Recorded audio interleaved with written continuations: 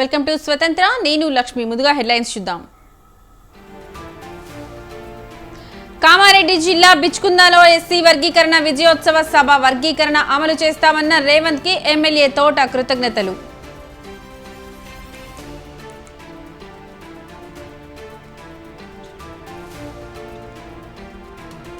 BRS నేత రవీందర్ రెడ్డిపై కాంగ్రెస్ నాయకుల ఫిర్యాదు. మంచిర్యాల ఎమ్మెల్యే వివేక్ పై అనుచిత పోస్టులని ఆగ్రహం.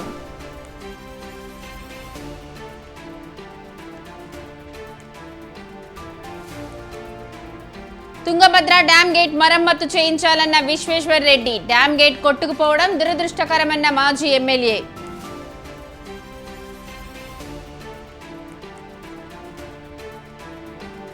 డిప్యూటీ సీఎం పవన్ కళ్యాణ్ నిర్ణయంపై కిరణ్ రాయల్ హర్షం. పంచాయతీలకు భారీగా నిధులు ఇవ్వడంపై జనసేన నేత సంతోషం.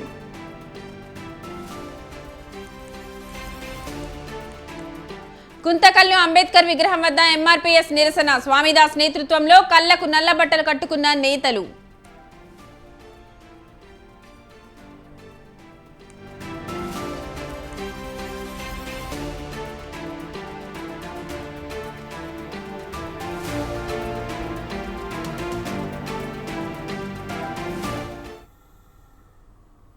ఎస్సీ వర్గీకరణ విషయంలో 7 సభ్యుల సుప్రీంకోర్టు ధర్మాసనం ఇచ్చిన తీర్పు పట్ల కామారెడ్డి జిల్లా జక్కల్ నియోజకవర్గం ఎమ్మెల్యే తోట లక్ష్మీకాంతరావు హర్షం వ్యక్తం చేశారు. కామారెడ్డి జిల్లా బిచ్కుందలో జక్కల్ నియోజకవర్గం ఎస్సీ వర్గీకరణ విజయోత్సవ సభ నిర్వహించారు. ఈ సభలో ముఖ్య అతిథులుగా ఎమ్మెల్యే తోట లక్ష్మీకాంతరావు, జహీరాబాద్ ఎంపీ సురేష్ శెట్కర్, భారీగా మాదిగ దండోరా సభ్యులు పాల్గొన్నారు. ఇది విజయోత్సవ సభ కాదు, ఐక్యత సభ అని లక్ష్మీకాంతరావు అభివర్ణించారు. రాష్ట్ర ప్రభుత్వాలు వర్గీకరణను అమలు చేసుకోవచ్చని సుప్రీంకోర్టు తీర్పు ఇచ్చిందన్నారు. తెలంగాణలో వర్గీకరణ అమలు చేస్తామని సీఎం రేవంత్ రెడ్డి వెంటనే చెప్పడం ఆనందదాయకమన్నారు. కాంగ్రెస్ పార్టీ బడుగు బలహీన వర్గాలు పేదల పార్టీ అని ఎమ్మెల్యే చెప్పారు.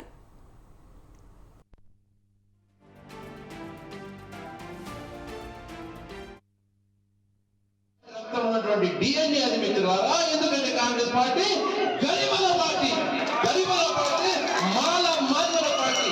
మాల ఎందుకు అంటున్నానంటే ఈ బిల్లు ద్వారా, ఈ జడ్జిమెంట్ ద్వారా నా మాల సహోదరులకు కూడా ఎలాంటి అన్యాయం జరగదు, ఎలాంటి నష్టం జరగదు. కేవలము మాదిగ సహోదరులకు లాభం జరుగుతుంది తప్ప వేరే వాళ్ళకు ఎలాంటి నష్టం జరగదు. మీరు తప్పుడు ప్రచారాలకు, తప్పుడు స్టేట్మెంట్లకు అపార్థం చేసుకోవద్దు.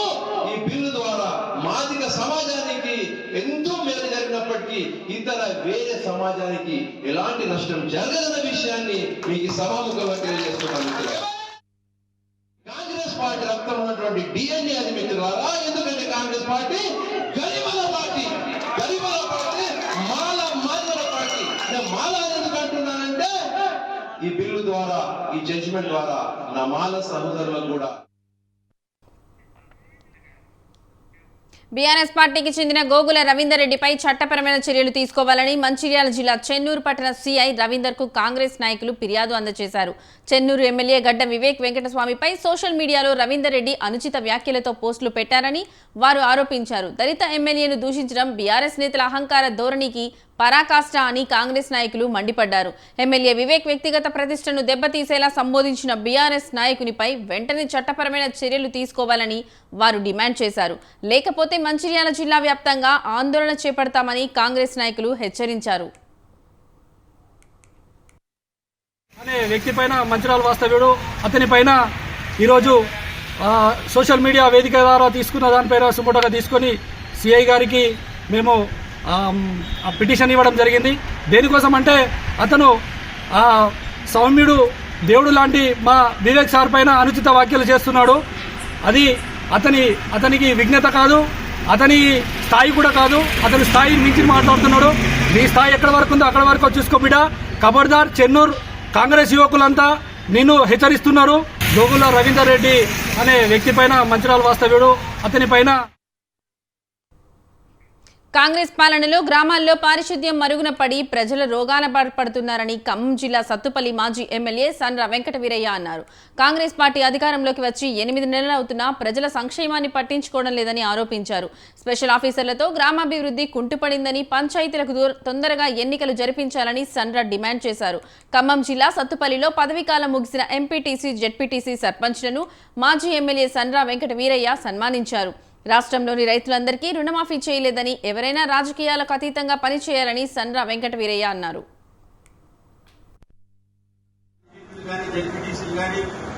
జిల్లా ప్రజాపరిషత్ చైర్మన్ కానీ ప్రజలకు అందుబాటులో ఉండి ఏమాత్రం కూడా వారి పదవికి ఇబ్బంది లేకుండా 5 సంవత్సరాల పాటు మీ అందరి సహకారంతో మరి వాళ్ళు ఎంపీటీసీ సభ్యులుగా, ఎంపీపీలుగా, జెడ్పీసీలుగా ఎన్నికైన సందర్భంగా మనందరి తరఫున వారికి అభినందనలు, శుభాకాంక్షలు చప్పట్లతో తెలియజేయాల్సిన అవసరం ఉన్నాయి. మన నియోజకవర్గంలో ప్రతినిధిగా ఉన్నప్పుడు అందరూ మన్నలు పొందే విధంగానే మనం పనిచేశాం. ఎవరి మీద పెత్తనం చేయలే. లేకపోతే నా పేరు చెప్పి చాలా మంది నేను ఎమ్మెల్యేలని ఎవరికి ఫోన్ చేయలేదు. నేను ఒక్కనే ఎమ్మెల్యేని ఫోన్ చేసే పరిస్థితి మన నియోజకవర్గంలో ఉంది. 5 మండలాల ఎంపీపీలు కానీ, జెడ్పీటీసీలు కానీ. తుంగభద్ర డ్యాం గేట్ మరమ్మతులు త్వరగా పూర్తి చేయాలని అనంతపురం జిల్లా ఉరవకొండ మాజీ ఎమ్మెల్యే విశ్వేశ్వరరెడ్డి ప్రభుత్వాన్ని డిమాండ్ చేశారు. అనంతపురంలో నిర్వహించిన సమావేశంలో విశ్వేశ్వరరెడ్డి మాట్లాడుతూ తుంగభద్ర జలాశయంలో గేటు కొట్టుకొని పోవడం దురదృష్టకరమన్నారు. కేంద్ర ప్రభుత్వం, కర్ణాటక, ఆంధ్రప్రదేశ్, తెలంగాణ ప్రభుత్వాలు వెంటనే గేట్ల మరమ్మతు చేసి నీరు వృధా కాకుండా అడ్డుకోవాలన్నారు. రైతులు వ్యవసాయ పనులు మొదలు పెట్టారని, వేలాది ఎకరాల్లో వరి, మిరప పంటలు సాగు చేస్తున్నారన్నారు. ఎగువ రాష్ట్రాల్లో భారీ వర్షాలతో జిల్లా రైతులు ఆనందం వ్యక్తం చేస్తున్నారన్నారు. ఈ తరుణంలో తుంగభద్ర డ్యాం గేటు కొట్టుకుపోవడంతో రైతులు ఆందోళన చెందుతున్నారని విశ్వేశ్వరరెడ్డి అన్నారు. తుంగభద్ర డ్యాం పురాతనమైన గేట్స్ కొట్టుకుపోవడం చాలా బాధాకరమైనటువంటి విషయం.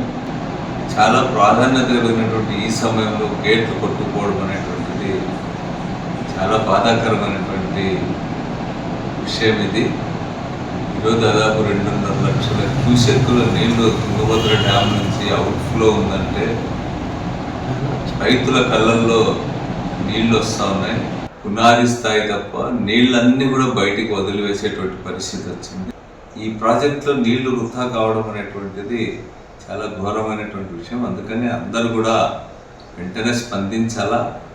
మాటల్లో కాకుండా ఆంధ్ర రాష్ట్రానికి సంబంధించినటువంటి మంత్రులు వాళ్ళు కూడా అవసరమైతే ప్రాజెక్ట్ దగ్గరికి వెళ్ళి ఉన్నతాధికారులు, సాంకేతిక నిపుణులు అందరూ కలిసి ఇమ్మీడియట్గా ఆ గేట్ని బంద్ చేయించి ఉన్న నీటిని కూడా కాపాడుకునేటువంటి ప్రయత్నం చేయాలని చెప్పి ఈ సందర్భంగా విజ్ఞప్తి చేస్తా ఉన్నా. ఈ వాస్తవాలను బయట తీయాలా. భవిష్యత్తులో ఇట్లాంటి ఘటనలు స్వాతంత్ర దినోత్సవాలకు ఏపీలోని మైనర్ పంచాయతీలకు 10,000, మేజర్ పంచాయతీలకు 25,000 ఇవ్వడం గొప్ప విషయమని జనసేన నేత కిరణ్ రాయల్ కొనియాడారు.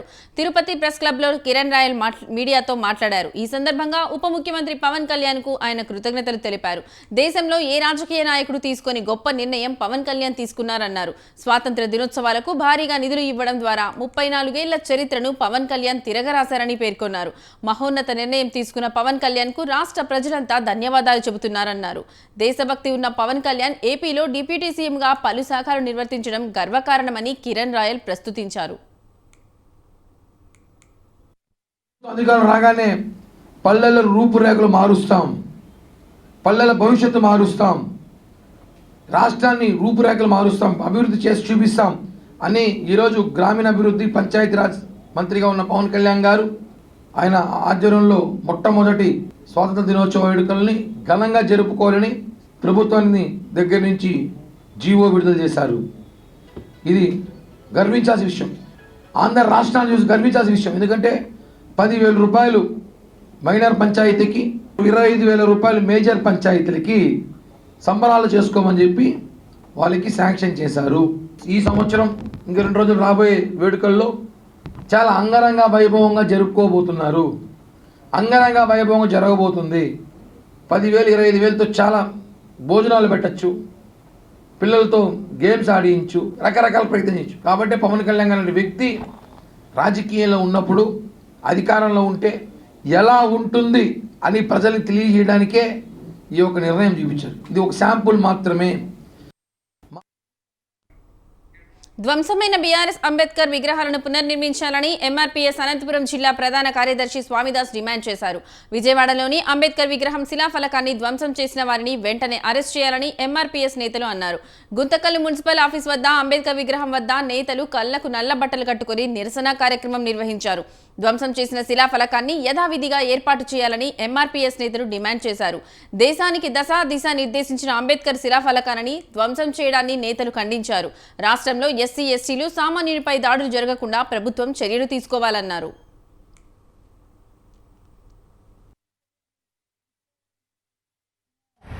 శాంతియుతంగా నిరసన కార్యక్రమాలు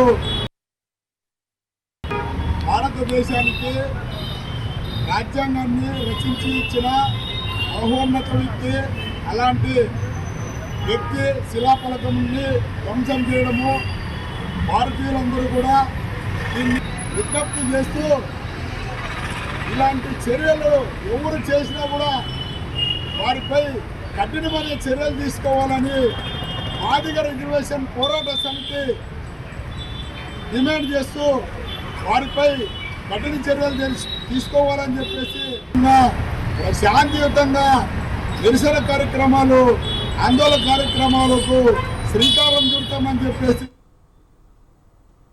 ఆషాఢం ముగిసిన తర్వాత అత్తారింటికి వచ్చిన అల్లుడికి అదిరిపోయే ఆతిథ్యం ఇచ్చారు అత్తామామలు. కాకినాడ జిల్లా కిర్లంపూడి మండలం తామరాండ గ్రామానికి చెందిన రత్నకుమారికి కాకినాడకు చెందిన రవితేజకు గతేడాది సెప్టెంబర్ 2వ తేదీన వివాహం జరిగింది. ఆషాఢ మాసం ముగిసిన తర్వాత తొలిసారి అత్తవారింటికి వచ్చిన అల్లుడికి అత్తామామలు 100 రకాల పిండి వంటలతో విందు ఏర్పాట్లు చేశారు. రకరకాల పిండి వంటలు వండి విందు ఏర్పాట్లు చేయడం పట్ల అల్లుడు రవితేజ ఆనందం వ్యక్తం చేశాడు.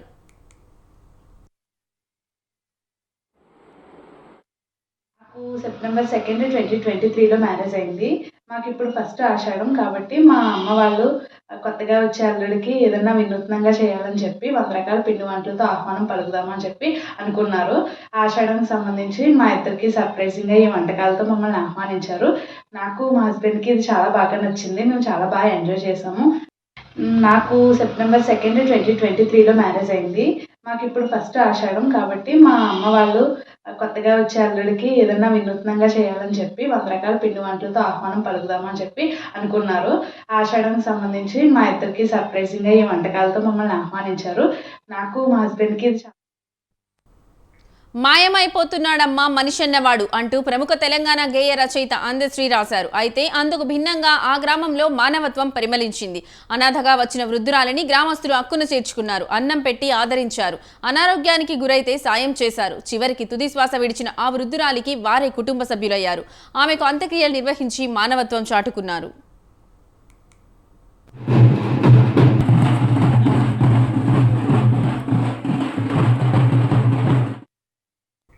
ఎక్కడి నుంచి వచ్చిందో తెలియదు. నా అన్నవారు లేక ఆదరించేవారు కరువై తిరుగుతూ వృద్ధురాలు రాములమ్మ సంగారెడ్డి జిల్లా ఆందోళన మండలం రాంసాని పల్లె చేరింది. వృద్ధురాలిని పల్లె జనం హక్కును చేర్చుకున్నారు.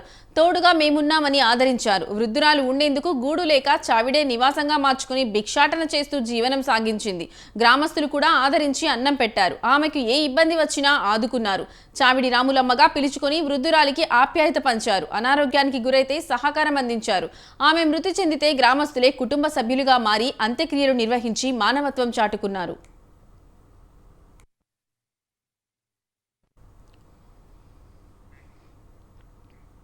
కన్నవారు కడుపున పుట్టిన వారే కనికరించని ఈ రోజుల్లో గ్రామస్తులే అన్ని తామై వృద్ధురాలు రాములమ్మకు అంత్యక్రియలు నిర్వహించారు.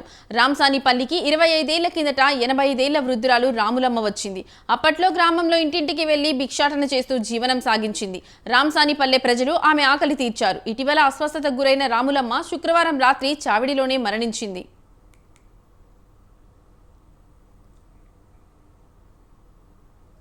దీంతో గ్రామస్తులంతా ఏకమై డబ్బులు సేకరించి వైకుంఠ రథంలో ఊరేగించి ఆమె దహన సంస్కారాలు నిర్వహించారు. తమ ఇంటిలోని సభ్యులు మరణిస్తే ఎలాంటి కార్యక్రమాలు నిర్వహిస్తాయో అలాగే రాములమ్మకు చేశామని గ్రామస్తులు తెలిపారు.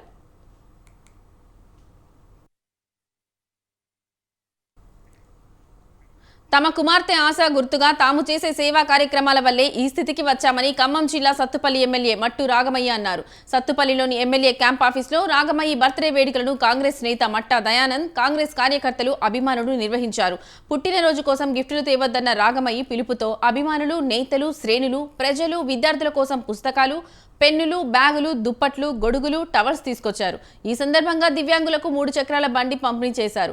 వెన్నుదన్నుగా నిలిచి కష్టపడి తనను ఎమ్మెల్యేగా గెలిపించిన ప్రతి ఒక్కరికి రాగమయ్య శిరస్సు వంచి ధన్యవాదాలు తెలిపారు.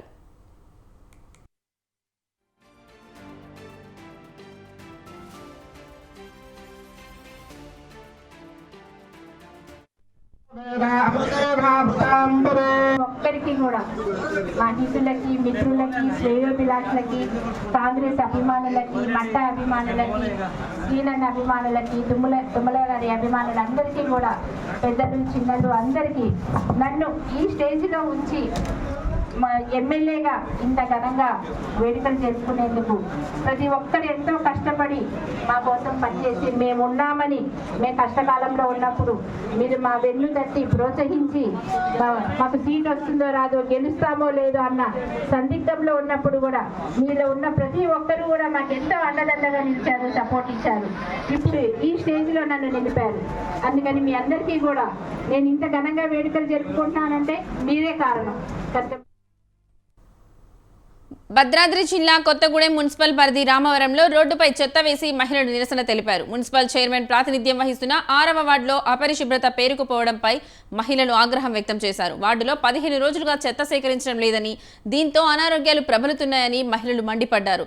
ఇళ్లలోని చెత్త తీసుకొచ్చి రోడ్డుపై వేసి వారు నిరసన చేపట్టారు. విష జ్వరాలు ప్రబలి అనేక మంది ఆసుపత్రి పాలైనా మున్సిపల్ చైర్మన్ కానీ మున్సిపల్ కమిషనర్ కానీ పట్టించుకోలేదని ఆగ్రహం వ్యక్తం చేశారు.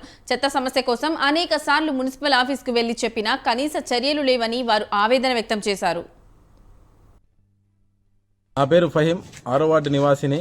6వ వార్డులో 15-20 రోజుల నుంచి ఏదైతే చెత్తబండి తీసుకురావాల్సిన చెత్తను తీసుకోకుండా ఈ ప్రాంతంలో తిరగకుండా ఉన్నటువంటి ఈ ప్రాంతానికి ప్రతి ఒక్క మహిళ ఇళ్లలో చెత్త పీరుకుపోయి చెత్తని బస్తాల్లో నింపుకొని ఆ చెత్త ఏ విధంగా పడేయాలో తెలియని పరిస్థితుల్లో ఈరోజు మేము మహిళలతో కలిసి మేము ఈ ఒక రోడ్డు మీద ఎక్కి నిరసన తెలియజేయడం జరిగింది.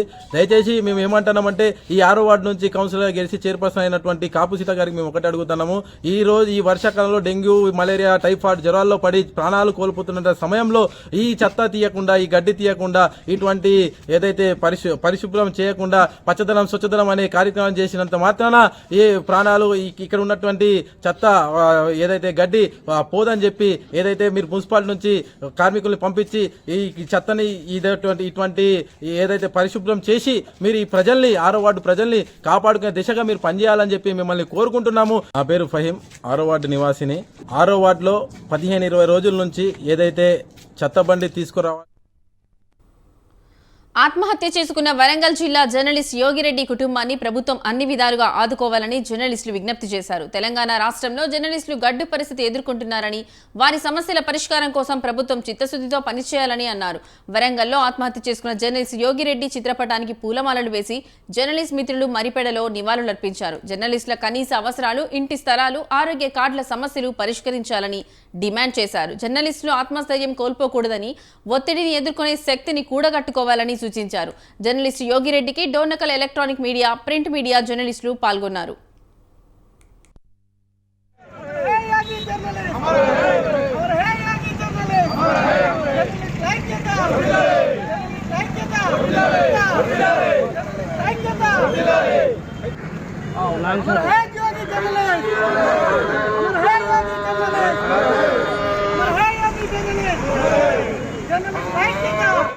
సమస్యల పరిష్కారమే ధ్యేయంగా పనిచేసేటువంటి జర్నలిస్టు సమస్య వచ్చిందని ఆత్మహత్య చేసుకోవడం బాధాకరమైనటువంటి విషయం. ప్రభుత్వాలన్నీ మారినా జర్నలిస్టుల స్థితిగతులు మారకపోవడం చాలా బాధాకరం.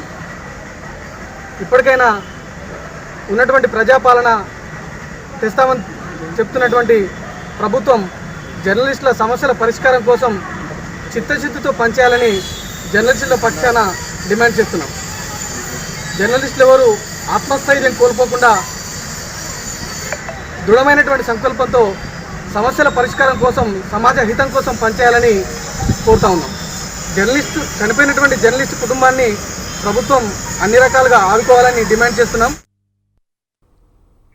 ఆలయాలకు దేవుని మాన్యాలు, సత్రాలు, భూములు ఉండడం సహజం. అయితే ఆలయ రహస్య గదుల్లో, నేల మాలిగల్లో సువర్ణ రజిత సంపద ఉన్నట్టు ఇటీవల వెల్లడైంది. విశ్వవిఖ్యాతి పొందిన కేరళ అనంత పద్మనాభ స్వామి ఆలయంలో, ఒడిశా పూరి జగన్నాథ స్వామి ఆలయంలో అపార సంపద వెలువడిన విషయం విదితమే. అయితే ఓ కుగ్రామంలోని పురాతన దేవాలయంలో నాగబంధం కనిపించడం ఆశ్చర్యం కలిగిస్తోంది. ఈ ఆలయంలో భారీ సంపద ఉందా? ఈ నాగబంధ శోభిత ఆలయం ఎక్కడ ఉంది? ఈ కథా కమ్యూనిస్ట్ తెలుసుకోవాలంటే వాచ్ ది స్టోరీ.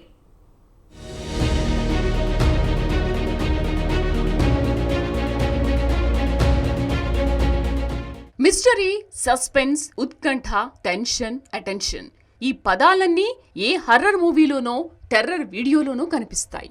అయితే దేవళాల విషయంలో ఈ మాటలు వినిపించడం విడ్డూరమే. ఈ విడ్డూరాలు వింతలను మొన్న తిరువనంతపురం అనంత పద్మనాభస్వామి ఆలయంలో, నిన్న ఒడిశా పూరి జగన్నాథ ఆలయ సంపద విషయంలో చూశాం. ఆశ్చర్యకరం, అబ్బురమే అయినా ఈ దేవాలయాలు విశ్వవిఖ్యాత ఆలయాలుగా పేరు పొందినందువల్ల అక్కడ పెద్ద ఎత్తున ప్రాచీన, నవీన సంపద వెలుగు చూడడం కొంతవరకు నమ్మశక్యమే. అయితే ఓ కుగ్రామంలో శతాబ్దాల నాటి అతి ప్రాచీన దేవాలయ భూగర్భంలో అపార సంపద ఉందని, ఆలయ ముఖద్వారానికి నాగబంధం ఉందని, గర్భగుడిలోని రహస్య గదికి తాళాలు ఉన్నాయని వార్తలొస్తున్నాయి.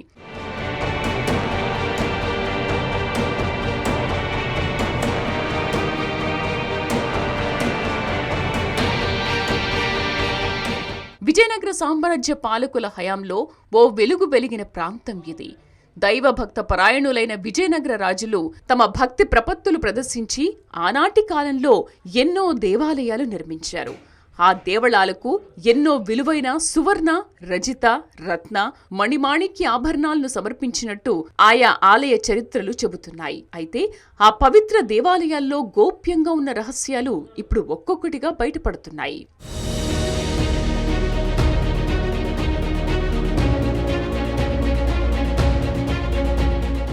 ఉమ్మడి అనంత జిల్లా అన్నింటా గ్రేట్ అంట. ఈ టాక్ తరచూ వినిపిస్తుంది. ఎందుకంటే పౌరుషాలు, పోరాటాలు రాచరిక చరిత్ర మాదిరి కనిపిస్తాయి. మరోవైపు ఆధ్యాత్మిక పరిమళాలు విశ్వవ్యాప్తంగా విస్తరించాయి.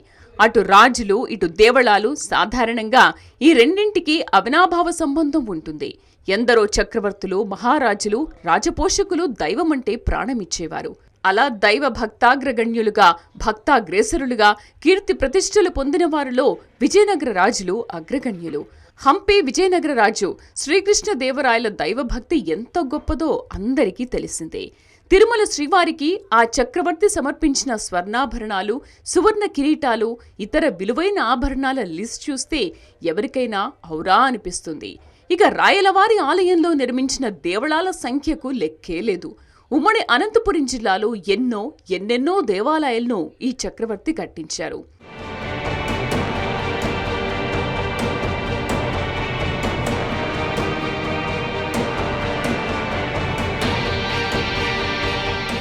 ఉమ్మడి అనంతపురం జిల్లాలోని కుందుర్పి గ్రామాన్ని ప్రాచీన దేవళాల నిలయంగా భావిస్తారు. ఈ ప్రాచీన పల్లెలో అధిక సంఖ్యలో పురాతన ఆలయాలు ఉండడంతో చరిత్రకారులు ఈ దేవాలయాన్ని ప్రాచీన ఆలయాలకు పుట్టినిల్లుగా పేర్కొంటారు. గ్రామానికి సమీపంలో చిన్న కొండ ప్రాంతంలో 15వ శతాబ్దం మధ్యకాలంలో విజయనగర సామ్రాజ్య రాజులు నిర్మించిన ఒక ఆలయం ఉంది. ఈ ఆలయంపై భిన్న కథనాలు వినిపిస్తున్నాయి.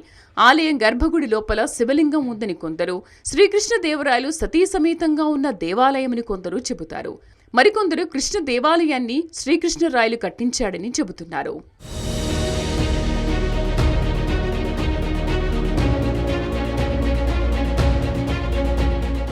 కుందుర్పిలోని ఈ ప్రాచీన ఆలయాన్ని చూస్తే ఎంతో ఆశ్చర్యం కలిగిస్తుంది. కేరళ తిరువనంతపుర ఆలయ ముఖద్వారానికి ఒడిశా పూరి జగన్నాథస్వామి ఆలయానికి ఉన్నట్టు ఇక్కడి ఆలయ ముఖద్వారానికి నాగబంధం ఉంది. దీంతో సర్వత్రా ఉత్కంఠ నెలకొంది. గర్భగుడిలోని రహస్య గదికి తాళాలు ఉండడం అనుమానాలకు తావిస్తోంది. రాజుల కాలం నాటి ఆలయం కావడం, సాక్షాత్తు రాయలవారి హయాంలోని ఆలయం కావడం, అందులో నాగబంధం ఉండడం వల్ల భారీగా సంపద ఉండే అవకాశం ఉందని చరిత్రకారులు చెబుతున్నారు.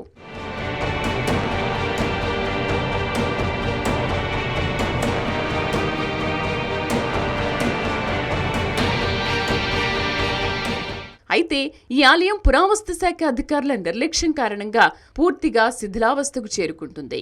విజయనగర సామ్రాజ్యాన్ని గెలుపు పథంలో నడిపించిన శ్రీకృష్ణదేవరాయలు తమ ఇద్దరు భార్యలైన తిరుమలదేవి, చిన్నదేవితో కలిసి ఉండే శిల్పం ఉండడంతో ఈ ఆలయం మరింత ప్రాధాన్యతను సంతరించుకుంది.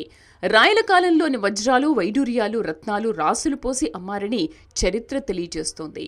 దీంతో ఈ ప్రాంతంలో ఆలయం చుట్టూ పురాతన సంపద ఉంటుందని పలువురు అంటున్నారు. పురావస్తు శాఖ అధికారులు ఈ ప్రాచీన ఆలయ పరిసర ప్రాంతాలలో తవ్వకాలు చేపడితే అనేక చారిత్రక ఆధారాలు బయటపడే అవకాశం ఉందని భక్తులు అభిప్రాయపడుతున్నారు. ఈ పూర్వకాలంలోనే కృష్ణదేవరాయల పరిపాలన హయాంలో మంచి దేవాలయాన్ని నిర్మించినారు.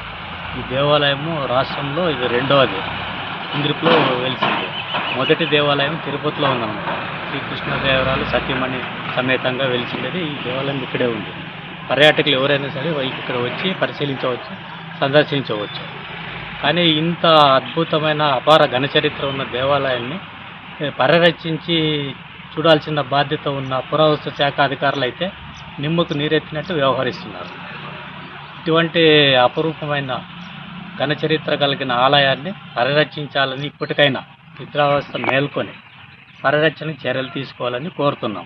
ఆలయ గోడలపై ఉన్న విఘ్నేశ్వరుడు, పులి చిత్రం, చేప, నెమలి వంటి శిల్పాలు కృష్ణదేవరాయల పాలనకు అద్దం పట్టేలా ఉంటాయి.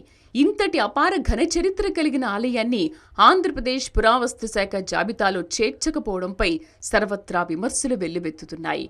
ఆలయం చుట్టూ నాగసర్పాలు చెక్కడంతో అక్కడ ఉన్న నిధికి నాగసర్పాలు కాపలాగా ఉంటాయని స్థానిక ప్రజలు భావిస్తున్నారు. నాగబంధం అంటే పురాణాల ప్రకారం ప్రాచీన కాలంలో రాజులు ఏదైనా బంగారం, వజ్రాలు, విలువైన సంపదను ఆలయాల్లోని రహస్య గది నేలమాలిగల్లో పెట్టి ఆ గదికి తాంత్రిక మంత్రాలతో నాగబంధం చేసేవారని చరిత్ర తెలుపుతుంది. దీంతో అది శక్తివంతంగా ఉండడంతో పాటు ఎవరైనా ముట్టుకుంటే నాగబంధం ప్రభావంతో మరణిస్తారని వేద పండితులు, చరిత్రకారులు వెల్లడిస్తున్నారు. ఇప్పటికైనా ఏపీ పురావస్తు శాఖ అధికారులు నిద్రావస్థను వీడి ఆలయానికి వెంటనే రక్షణ కల్పించి ఆలయ గుట్టు విప్పి ఆలయ పునరుద్ధరణ పనులు చేపట్టాలని ప్రజలు, చరిత్రకారులు కోరుకుంటున్నారు.